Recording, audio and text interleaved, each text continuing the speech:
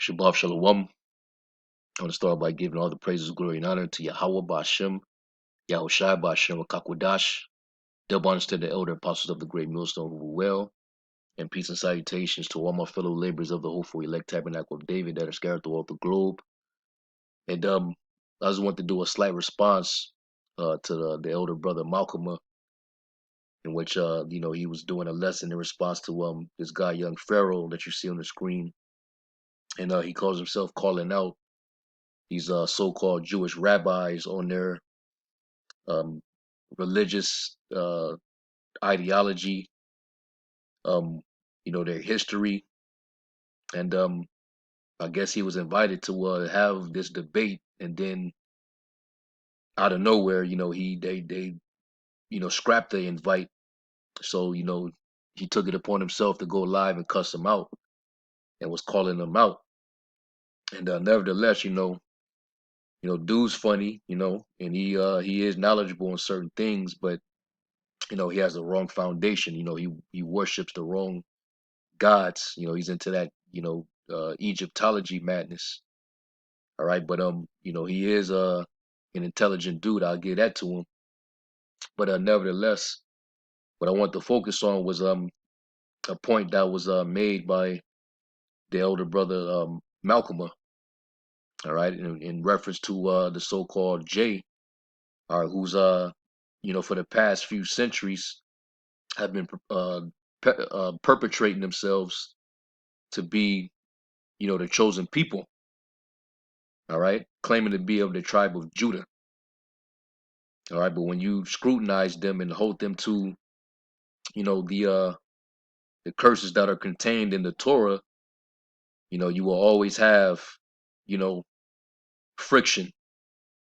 All right, things not adding up. A lot of contradictions. And once you point these things out, they will call you or classify you as anti-Semitic. All right, which that's a made-up construct, to protect their Zionist supremacy. All right, it's to shield them from criticism.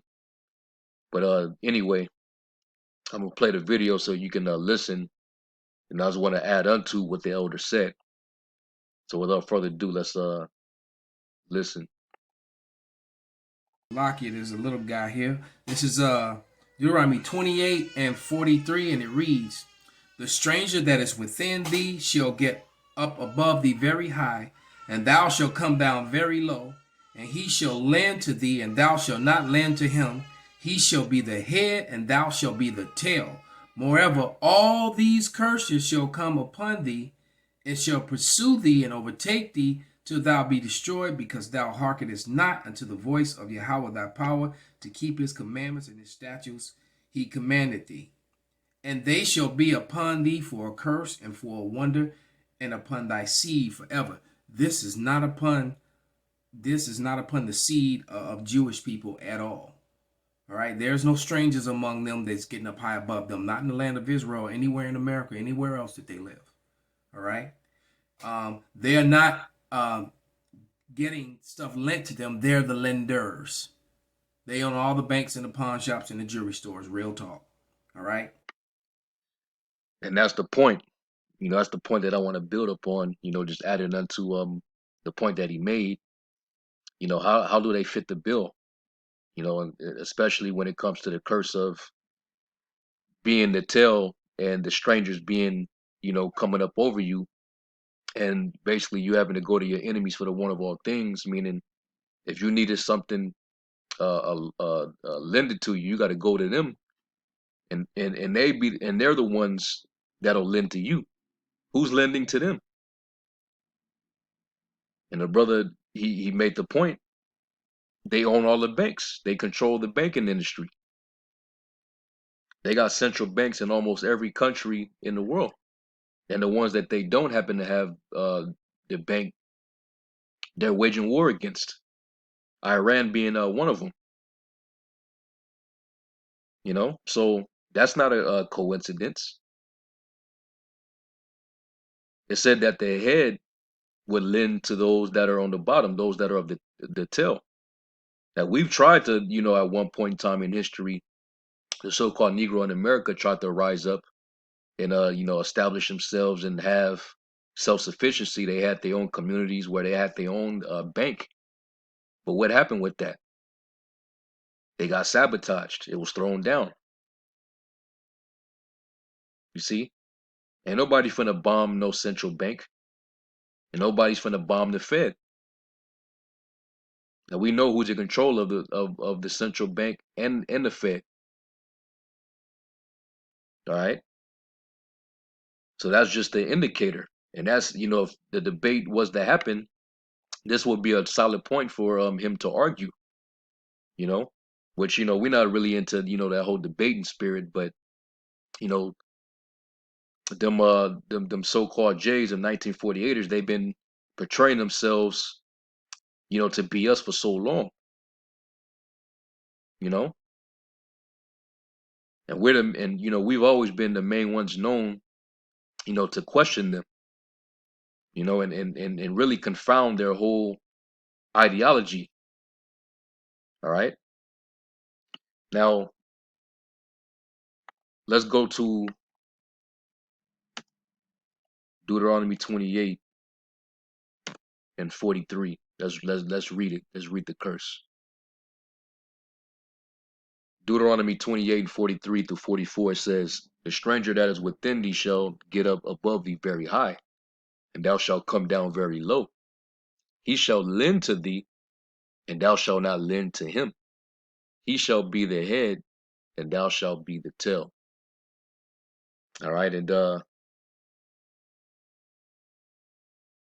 the fact that he controls these banks, he's the lender by default. So that would make him what?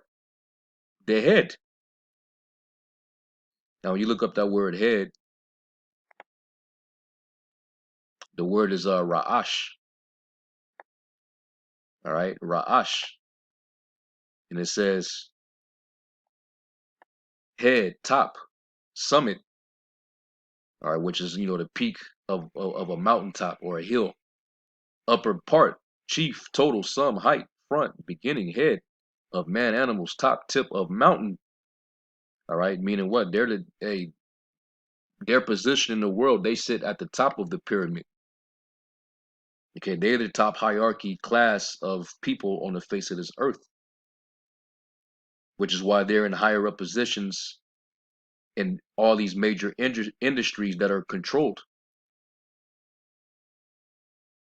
All right, from Hollywood to the banking industry.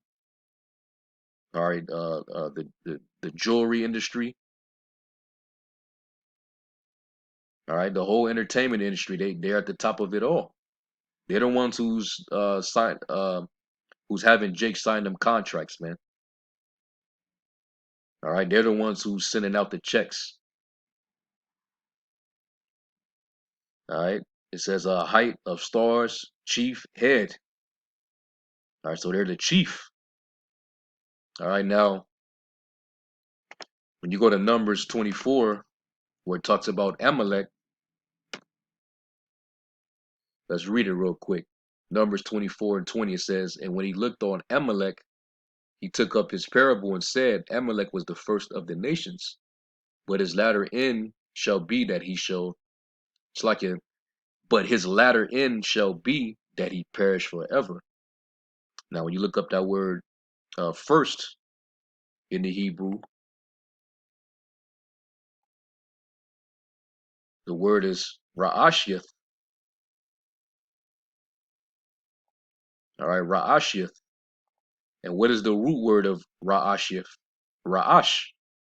The same word, head, chief, top. So Amalek would be the chief or the head of the nations, just like King David when he said, "I become the head of the heathen." And you'll see that that word is used.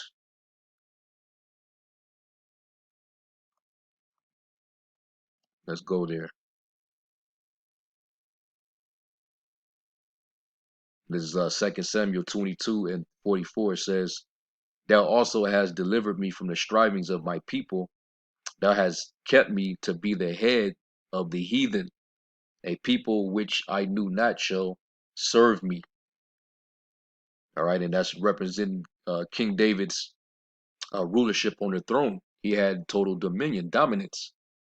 So just as King David was the head over the nations, Amalek is right now is the head over the nations, even their own people, the other average Edomites, which is why there's conflict between them two. And what do you see? The word Ra'ash, okay? And it just so happened that the head will be lending to the tail. Who's the tail? You so-called Negroes, Hispanics, and natives.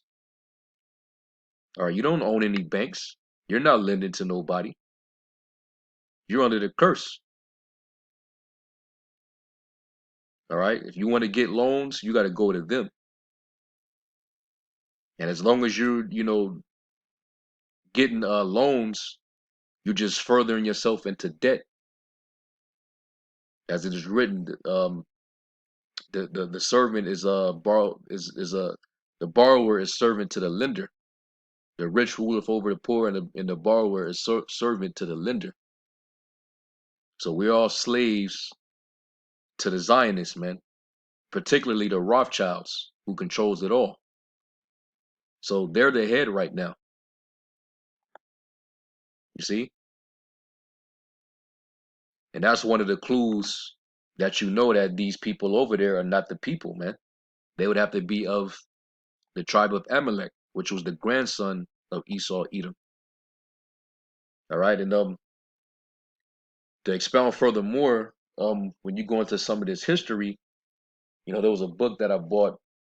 I want to say maybe a year ago, called "The Last 2 Million Years." It's just a compilement of various historical documents and information by these different scholars, and some of it is accurate, some of it is is off. But in the section where it talks about the dispersion of the Jews, um, it actually says that after many revolts, there was a diaspora where you had certain Jews that were forcibly deported and their lands ended up wasted.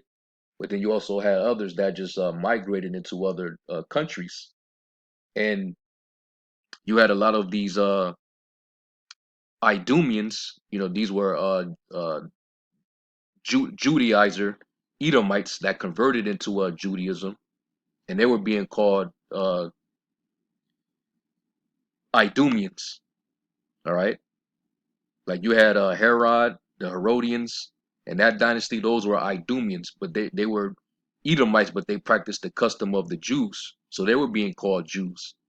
So when the dispersion happened after 70 AD, where you had the actual, you know, southern kingdom, Judah, Benjamin, and Levi. They dispersed.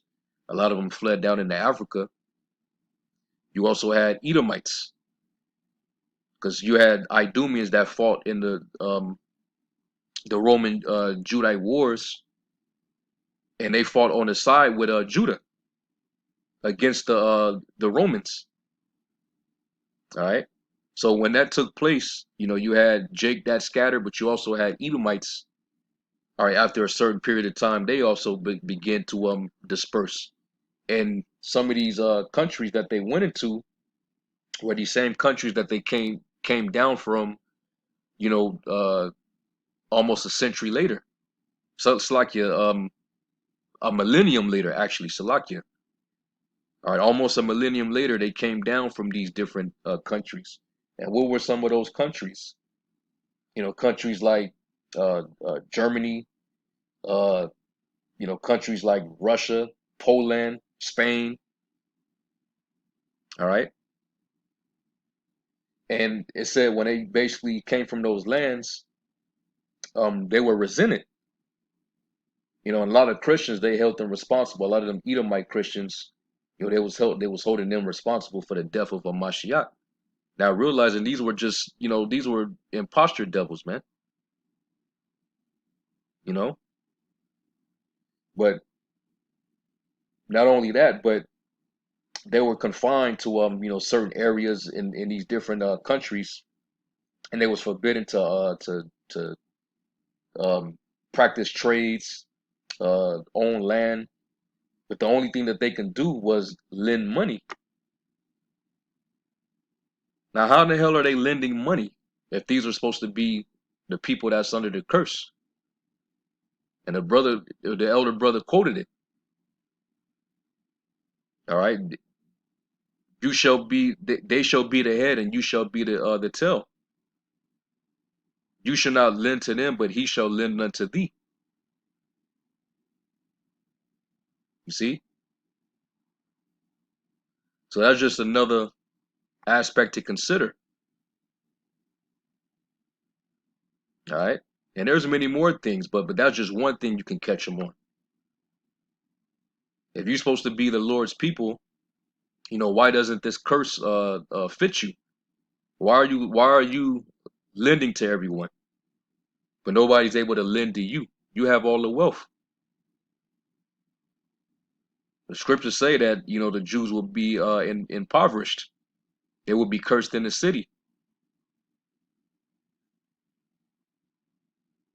You see. But anyway, that was just a quick point that I wanted to make. All right, in reference to the other so-called J. Anyway, with that, I'm gonna close out. I'm gonna give all praises to Yahweh Bashem Yahweh Shai. Until next lesson, Shalom.